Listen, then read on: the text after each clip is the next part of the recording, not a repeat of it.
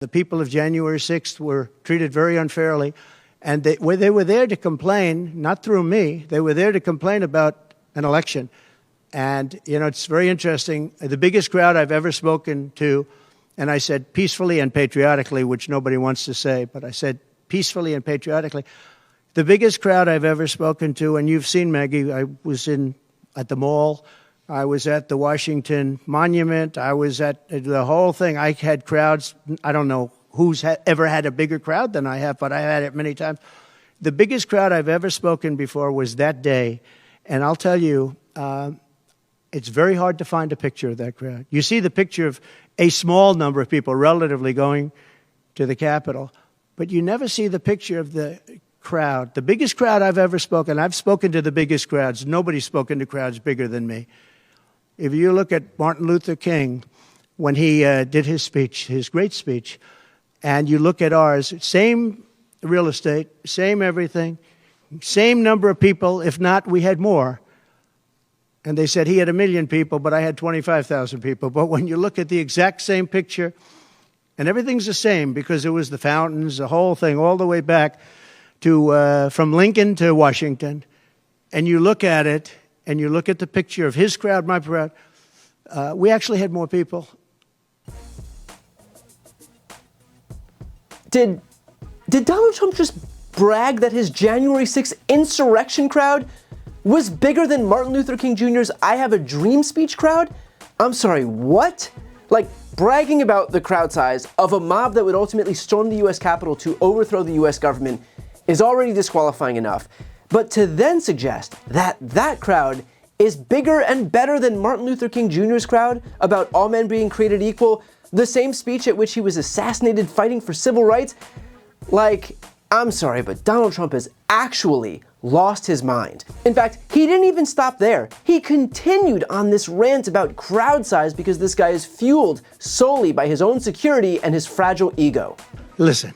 I had 107,000 people in New Jersey. You didn't report it. I'm so glad you asked. What did she have yesterday? 2,000 people? If I ever had 2,000 people, you'd say my campaign is finished. It's so dishonest, the press. And here's a great example. I had in Michigan recently 25,000 people, and 25,000 people we just couldn't get them in. We had in Harrisburg 25,000 people, and 20,000 people couldn't get in. We had so many. Nobody ever mentions that.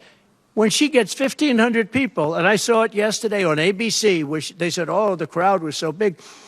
I have 10 times, 20 times, 30 times the crowd size, and no, they never say the crowd was big. That's why I'm always saying, turn around the cameras. I'm so glad you asked that. I think it's so terrible when you say, well, she has 1,500 people, 1,000 people, and they talk about, oh, the enthusiasm. Let me tell you, we have the enthusiasm. The Republican Party, and me as a candidate, but the Republican Party has the enthusiasm. In case there was any doubt about the extent to which Trump's campaign was predicated solely on grievance and ego, this should put that to rest.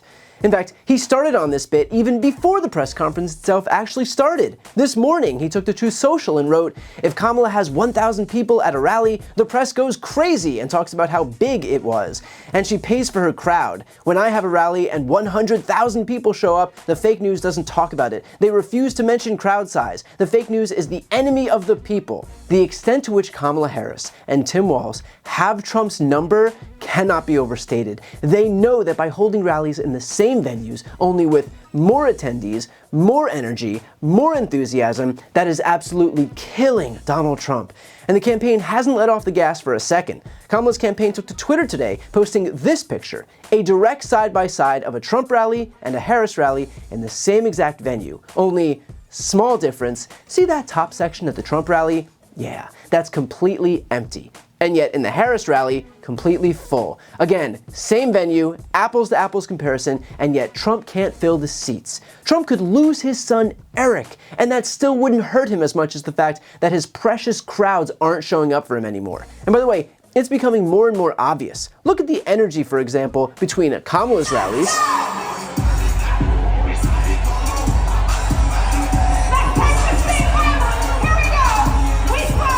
and Trump's most recent rallies. Presidential candidate Donald Trump came to the South Bronx today to speak to some supporters and to a fair amount of empty space in Crotona Park. And of course, that distinction is so obvious that Kamala's campaign is hammering away at this issue, and clearly it's hurting Donald Trump. And it comes as the New York Times is reporting Donald Trump is now shook. Harris is surging in a language that Donald Trump speaks. Big rallies, big ratings, and these gripping, made-for-TV images. The New York Times has this new article out that reflects what's going on in Trump world and will probably be noticed in Trump world. What's rattling Trump? The headline reads, the size of Harris's crowds. Her star turn on the stage across all of national politics, and the way she's being received has, quote, unsettled Mr. Trump. But that's a part I think is worth digging into, because think about it. If Trump is so easy to manipulate, so easy to set off, so easy to read, so predictable that all it takes are a few tweets by the campaign to do exactly that, then think about how dangerous he would be as president. Think about how people so much more pernicious and more strategic than him could manipulate Donald Trump. Think about how Putin could manipulate him. Xi could manipulate him. Erdogan could manipulate him. Kim Jong-un could manipulate him, especially given his proclivity for autocrats and dictators. They will play this guy like it's no one's business, and they know that all they have to do is compliment him, feed his ego, give him a little pat on the head, and he turns into pudding. That's not only pathetic, it quite literally puts our national security at risk. And by the way, need proof that that's exactly what's happening? Here you go. People don't realize that. You know, they say, I like Putin. I got along with Putin great. I got along with President Xi great. That's a good thing, not a bad thing. So look, yes, Donald Trump is clearly a national security threat, but more broadly, our country, our democracy should not be sacrificed in service of this egomaniacal narcissist. Our country shouldn't be sacrificed to a man who exists to serve his insatiable ego. Our country shouldn't be sacrificed to someone who exists to fillet himself over how wonderful he thinks he is. The Trump show is tired, it's old, and it's dangerous. And people are finally making that much clear. And that's going to send Trump into even more of a tailspin than before. But that's only going to hurt him, because every time he lashes out, he proves just how desperate and afraid and weak he actually is. So Trump might think that he helped himself today by having this press conference and lashing out about his crowd size, but frankly, he just handed an in-kind contribution to the Harris campaign. I've got a really exciting announcement. I've written a book. It's called Shameless. This book explores how Republicans have exploited their historical branding while attacking our democracy, how the media has proven itself a willful participant, and how Democrats can learn from this to rebalance the political scales and save our democracy. It has been a lifelong dream of mine to write my own book, and so I'd like to ask you to pre-order it by clicking the link right here on the screen. And if you buy within this pre-order period, your book is going to come with a signed nameplate. As you know, I've never had a single sponsor on my channel. I don't ask for money or anything like that, but if you're looking for a way to support me, this is hands down the best way to do it. So again, follow the link right here on the screen, and thank you from the bottom of my heart for pre-ordering Shameless. And as always, make sure to subscribe to see more of my content.